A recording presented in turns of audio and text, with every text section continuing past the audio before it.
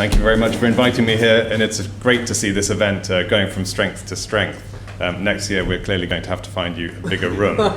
judging by the numbers of people lined up against the wall. This is my first Parliamentary Links Day. It's, as has been said before, a critical event in bringing Parliament and scientists together, and I'm thrilled to have been invited to play a small part in it this morning. As Chi Onwur said, it's also a happy coincidence that today is Women in Engineering Day, and an opportunity to highlight the importance of STEM diversity, of which, with her career in engineering, she is such an inspiring example. In fact, I remember in the last Parliament noting that she had compared she'd remarked on another form of culture shock on entering Parliament, which is that with her engineering background, she had found Parliament to have been the most diverse working environment she'd ever been in, the most gender balanced that she'd encountered in her working life. And I guess that really says how far we've got to go in Parliament and in engineering in those respects. This Links Day, with its aim of a closer connection between scientists and politicians, also falls, as Stephen has said and as others have said, opportunely right at the start of this Parliament, and as we are welcoming many new MPs to the House. As the Speaker remarked, we do obviously need more scientists in the House of Commons, and I'm conscious that I have not helped fill that deficit in the mix and makeup of the benches of the House of Commons. I'm often reminded, not least by my father, helpfully, of the gaps in my own scientific knowledge. Let me assure you that in the first few weeks in this role, I've lost no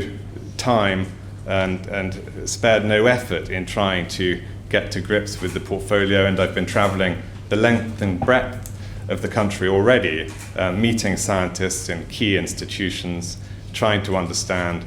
the issues they face and the challenges ahead for us. I've already been in these early weeks up to the very impressive Big Data Centre at Hartree in Daresbury near Warrington.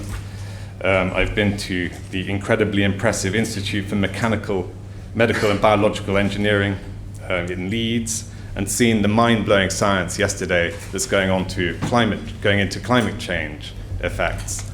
down at the University of Exeter and at the Meteorological Office. I've not been a science buff in my youth, shame on me, but I hope to become one, and will be putting in the hard yards to try and fill the gaps in my knowledge. The link between scientists and parliamentarians is important, not just so we can learn firsthand about the important contribution of science to our society, but also so that we can understand the role of scientific advice in policy making. Having two cultures, famously, that overlap too little is a major hindrance to our ability to solve society's problems. In my role as Science Minister, I welcome the fact that there is a strong cross-party commitment to strengthening our science base, and look forward greatly to working closely with Right Honourable Liam Byrne, sitting there in the second row, with whom I already enjoy a good relationship, and I look forward to working with Liam and others on the Labour benches and other party benches in the months ahead. Let me nonetheless take this opportunity to try to highlight this government's particular focus on science and on what it sees as science's key role in our ability to solve our great productivity challenge in this country. Scientific research and innovation are key drivers of long-term economic growth, and our national expertise in this area is a vital contributor to our continued economic recovery and future growth. I'm proud of our strong record supporting UK science, which, as many of you will know, has been a personal priority for this government, and in particular of the Chancellor. In the last Parliament, we ring-fenced the science budget by making difficult choices to reduce spending in other areas. And the next chapter in this story can be glimpsed in the pages of our manifesto, which I helped compile in my last job running the Number 10 Policy Unit. And in those pages, you see, going through it like a stick of rock, our continued commitment to research investment. We now plan to invest 6.9 billion of new capital into the UK's research infrastructure by 2021, including £2.9 billion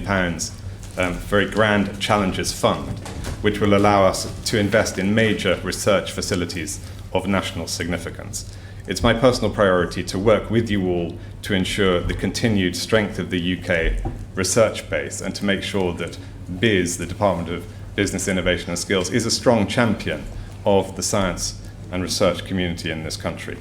We can be proud of what we've achieved, but there is obviously more to do, and in the days ahead, some of my key themes will be to accelerate collaboration between businesses and universities, to make best use of the resources of our whole country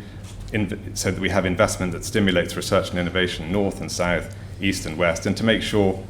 that we are using the best talent of all our people, inspiring more people from all backgrounds to careers in science, making Britain the best place in the world for science. So in closing, Stephen, I would like again to echo others in offering my congratulations to the Royal Society of Biology, which, as the speaker said, received this accolade earlier this week, I think. And I'd also like to congratulate the newly appointed chair of the House of Commons Science and Technology Committee, Nicola Blackwood. I know that she'll bring dedication and energy to this vital role, and along with the Lords Science and Technology Committee, provide robust scrutiny of the government's work in this area. Thank you very much for inviting me, and best wishes for a productive day.